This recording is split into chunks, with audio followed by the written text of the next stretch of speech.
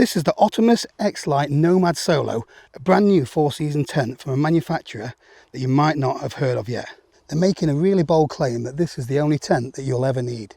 But what I want to know is, can one tent really do it all, from summer heat to winter blizzards? Today I'm going to pitch it for the first time, see how easy it is to set up, explore some of its initial features, and see if this new kid on the block can go toe-to-toe with some of the other leading manufacturers. So I didn't actually buy this tent for me, I bought it for a raffle prize. More about that at the end of the video. But I just wanted to check it over, thought we could take a look at it for the first time together. We want to be together. This is the Otimos X-Lite Nomad Solo 4-season tent. It's a brand new tent to the market. Well, I say brand new.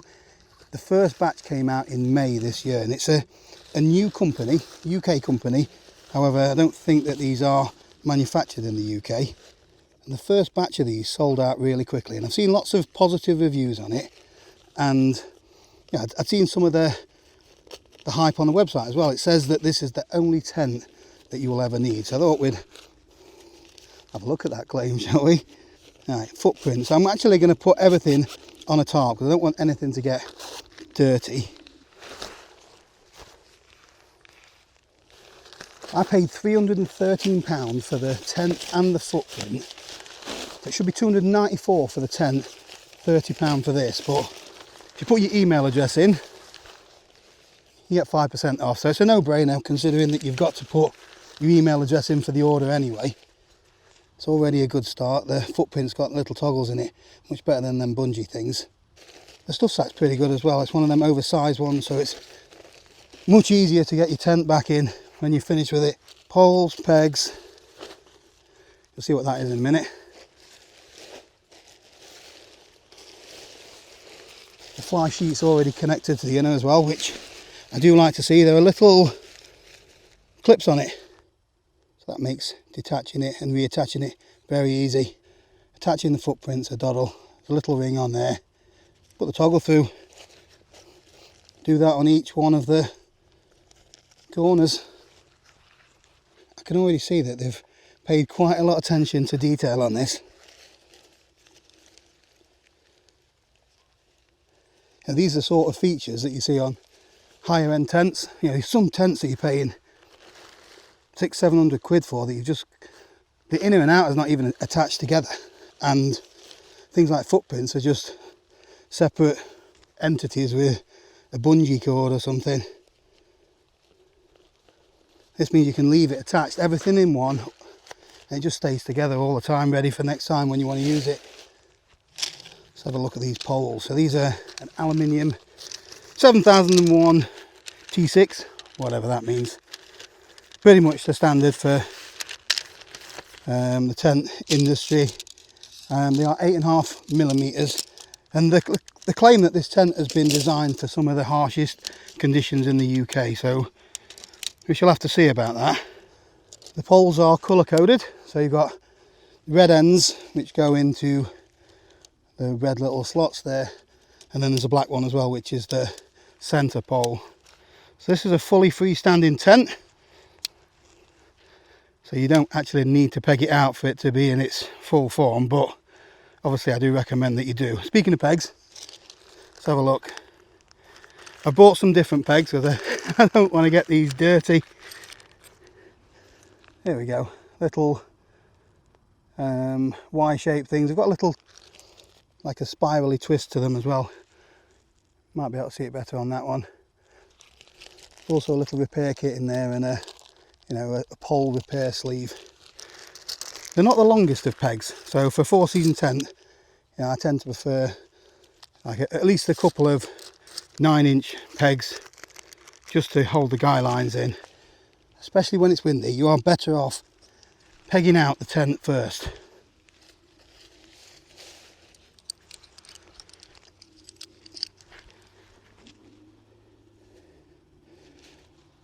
There's just a little loop on there, look.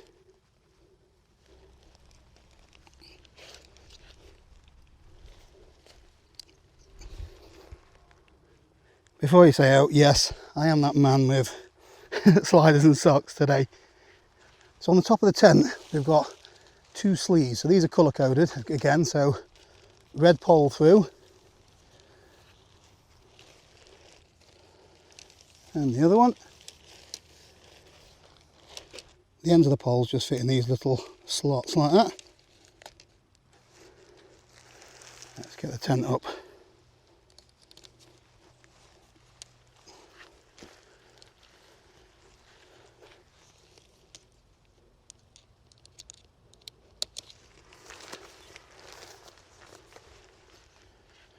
So these sleeves at the top, they're a positive and a bit of a negative.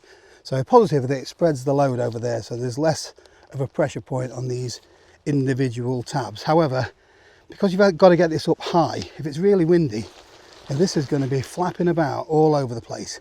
It's much easier if you can build it up all the way from the bottom and then the top at the end.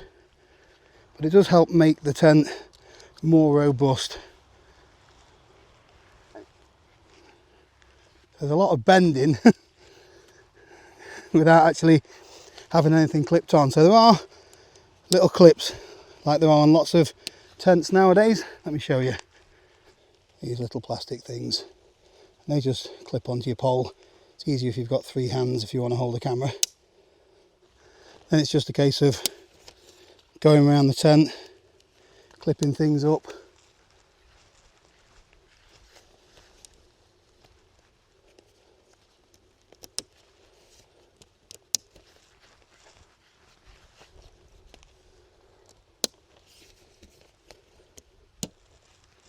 So these top sections are a little bit different. So there's one of these clips and it's adjustable. So I'm assuming you wrap it around the poles and then tighten things up.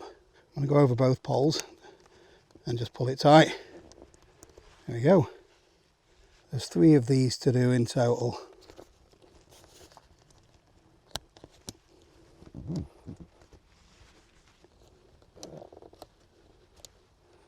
So the back end of the tent is quite taut and low down to the ground.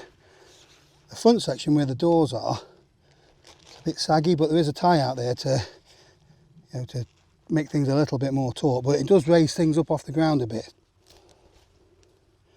Having to make a few adjustments just to try and get it to be a bit more taut. I'm not going to guy the whole tent out, but I think guying these front ones out will help with this tension here. The guy lines look about 3mm. You could, if you wanted to, wrap them around the poles as well. They are in one single piece.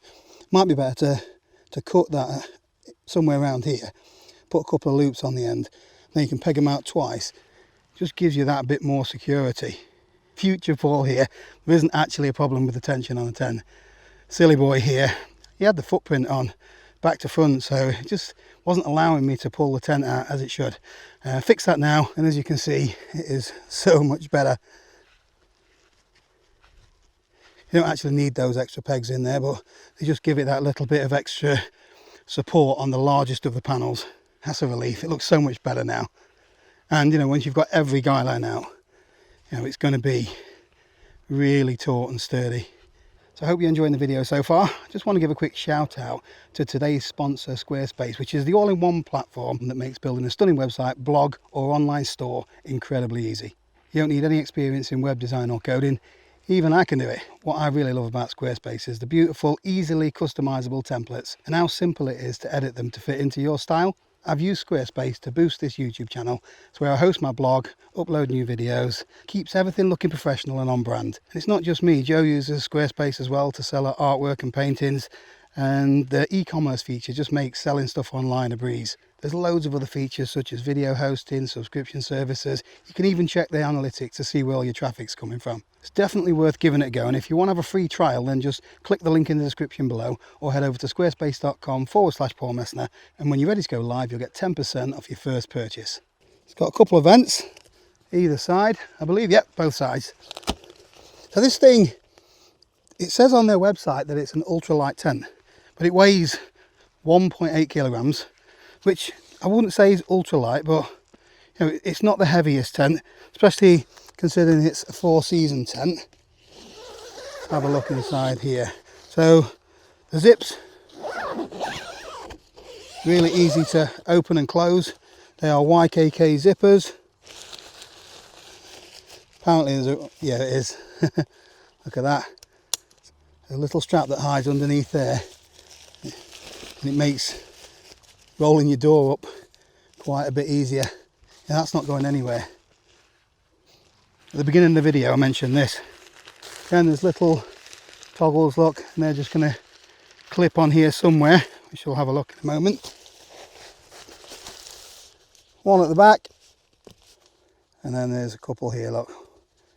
Can even almost do it one-handed, look.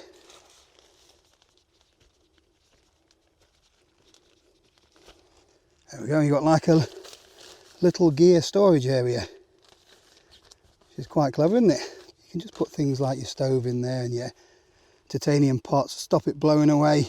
The fly sheet is a 20 denier ripstop nylon. It is silicone coated one side, PU coated on the inside, so the seams are all taped. Double stitched everywhere as well, look. Bit of mesh on that ventilation on the inside. So one thing I've noticed straight away, there isn't a massive gap between the inner and the outer. So if it was really windy, you might get a little bit of contact there, which you'll see. Have a look, see if you can do the inner door one-handed, which is pretty handy as well. There's a little pocket just inside here just to stuff that.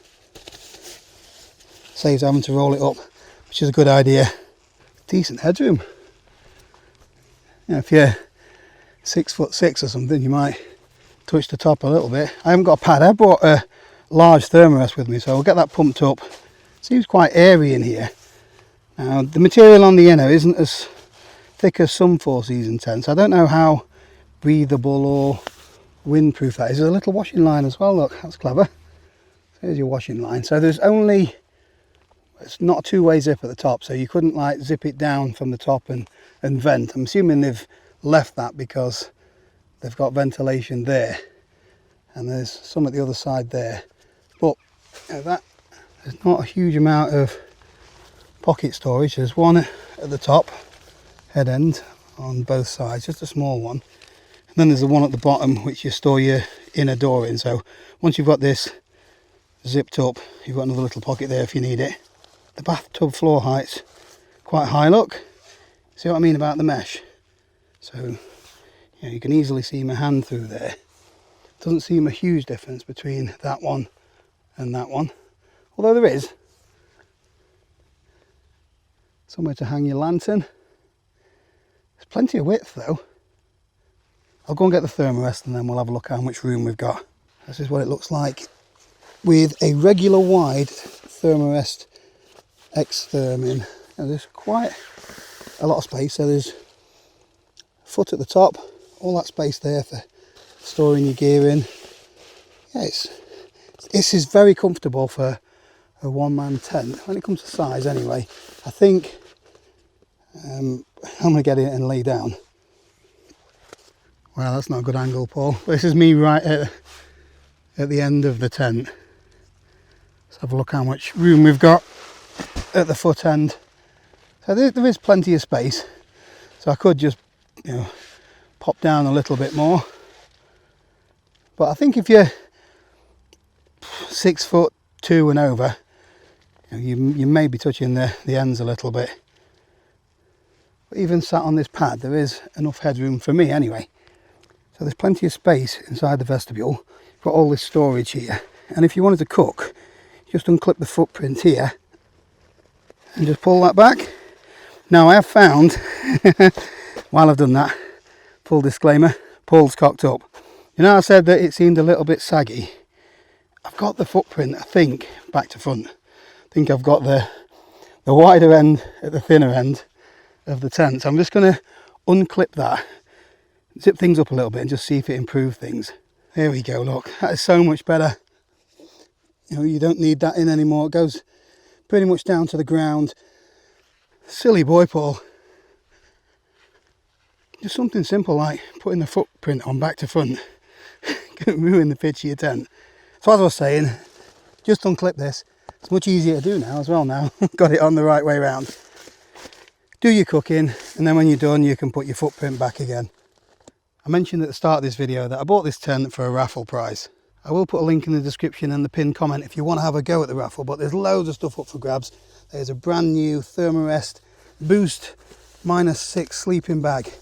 I've got a brand new Thermarest Neo Air X Therm, brand new Osprey Rook backpack, Totes titanium mug with X-Boil cooking system in there, headlamp, spork, pillow, and obviously a first aid kit, as well as this lovely tent that's only been pitched for this demonstration. Good luck to everyone that takes part. I am actually really impressed. You know, it is sturdy. I've not got everything guyed out, but you know, it feels really solid. Considering this is a brand new tent manufacturer, I reckon Otimos have done a really good job here. A lot of attention to detail, you know, little things like on the door here, the little gear storage unit, washing line, you know, single-handed door. The door entrance is good. When you're sat in it, you know, sometimes that bit gets in the way a tiny bit. I think it would be a little bit better if it just went an extra 6 inches around there, just to give you a little bit of a wider opening, and when you're sat you can sit a little bit more that way.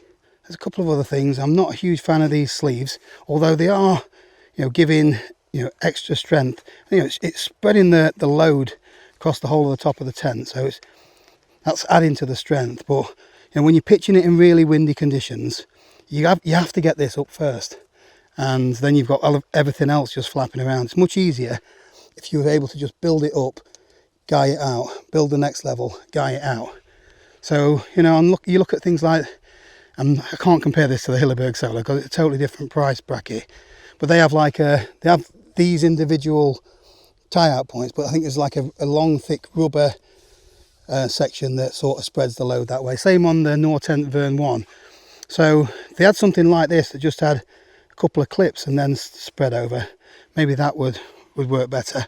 The big thing to be wary of is it's a brand new tent to market, so you don't know how it's going to stand the test of time. So there are no long-term reviews of this. So how long will these tie-out points last? Do they tear off eventually? I haven't seen any tests in some really bad weather conditions, you know, rain for days after days. What's it like to use on multiple day trips? I'm wet through. So warm again. I'd like to see a second zip on there, so you could zip down a little bit from the top. I don't know what Otimos are going to be like. So they've done 2 tents, so there was 2 released at the same time. There's the X-Lite Nomad Solo, which is the 1-person tent, and then there's I forget what it's called now. I think it's the X-Lite Peak Duo 2-person tent, but that one's an inner pitch fur, so quite different to this. But this is only their second batch of tents, so I'm wondering if they are the sort of company that is going to listen to their customers and maybe make slight changes. How difficult would it be to put an extra zip in, or to, you know, make the door a little bit bigger? I think it's a really good tent for around the £300 price bracket, especially if you want something that can cope with some harsh conditions. I say can cope, you know, I've not personally used it, so, but go and check out Stephen, I think it is, Geordie Wild Camper. Now he's got it pitched in some pretty windy conditions, and it's standing firm, especially when it's all guyed out. I'd be interested to know what you think about the claim that this is the only tent you'll ever need. I've always said that there's no such thing as the perfect tent.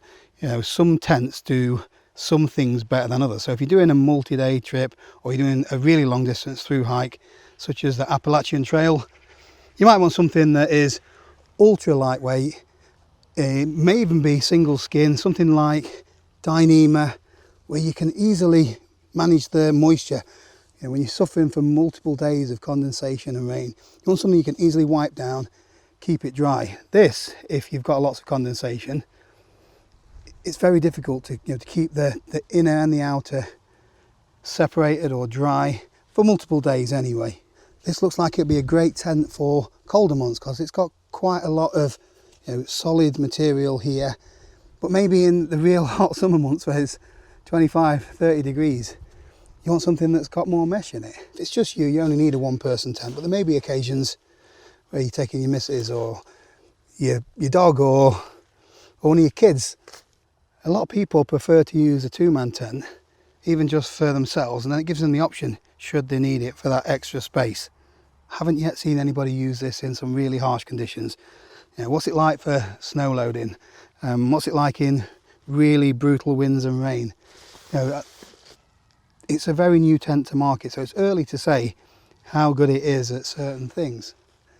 But first impressions, it is a really nice tent. I've just noticed another thing that I don't like, and it's not just Otimos for that, it's the huge massive logo on the side. Lots of manufacturers do this. MSR tents are the same, Nature Hike, you name it. They want to promote their brand. It's like your camping billboard. I'd much rather see a small little discreet logo somewhere. I'm going to put it out there that this could be the only tent that you ever need. But that could be said about any tent really.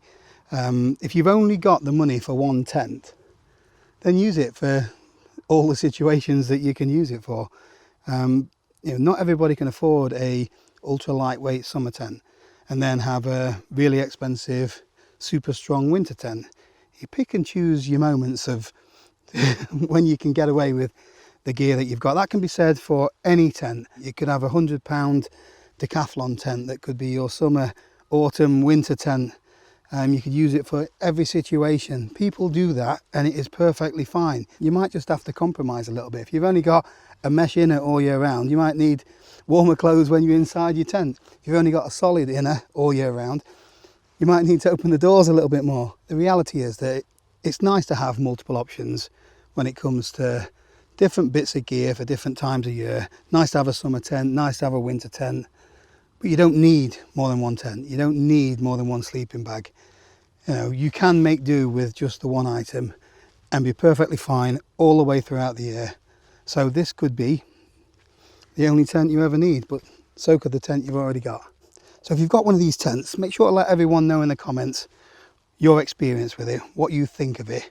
If you haven't got one of these tents, let everyone know in the comments what you think of it. If you can suggest any improvements, because I'm sure Otimos will probably have a look at this video. Obviously this is the first time that I've seen this tent pitched, but first impressions are good. The materials seem to be really good quality. The machining and manufacturing is of a high standard. You know, the reviews that I've seen elsewhere are very promising, and there's a lot of attention to detail in it. So I hope you found the video useful. Thanks for watching. I'll see you next time.